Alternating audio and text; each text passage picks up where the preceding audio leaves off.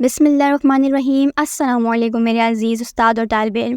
آج جس موضوع پر مجھے لب کشائی کا موقع ملا ہے وہ ہے جناح کا پاکستان۔ صدر اعلی وقار، میں 1947 سے سانس لیتا پاکستانی ہوں۔ میری آنکھوں نے اس وطن کو بنتے دیکھا ہے، تراشی ہوئی امیدوں کے چمن کو ڈھلتے دیکھا ہے، اور دیکھا ہے میں نے ہجرت کا علم اٹھاتے ہوئے، جناح کے ساتھ ساتھ قدموں سے قدم ملاتے ہوئے، ٹرینوں میں کٹتے ہوئے دیکھا، ٹکڑوں میں بٹتے ہوئے دیکھا، وفا کے پرچموں کی مانند سروں کو لٹکے ہوئے دیکھا۔ میں نہیں بھاگا، نہ میرے اجداد بھاگے۔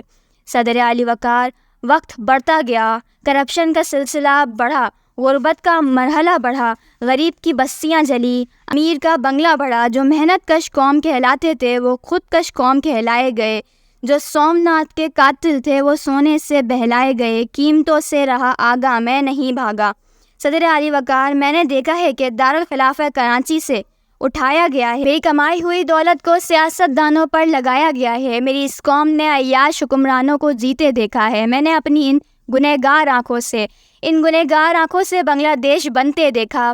بن گیا ڈھاکہ، میں نہیں بھاگا۔ صدر اعلی وقار، ارے امیر بن کے اس ملک کی جڑیں کریدنے سے اچھا تھا میں پھل اور سبزیاں بیچتا، ملک بیچنے سے اچھا تھا میں عبدالقدیر بن گیا اور اپنا فرض نبھاتا رہا۔ میں عبدالستار ایدھی بن گیا اور ملت کے کام آتا رہا۔ میں حضور صلی اللہ علیہ وآلہ وسلم کی پیروی کرتے ہوئے لوگوں کو سمجھاتا رہا۔ مجھے شجرے کھنگال کر مارا گیا، مجھے بسوں سے اتارا گیا۔ میں تبدیلی کی امنگ، انتہائی گرم خوشیوں کی نسیم بن گیا۔ میں مینیجر طفیل، میں مینیجر شبیر، میں اقرار الحسن بنا۔ میں خرم ذکی بن کر کہنے لگا کہ تیرے گناہوں کے پاپیوں کو سر بازار پھوڑ جاؤں گا، مثل ابراہیم ظلمتوں کے بتوں کو توڑ جاؤں گا۔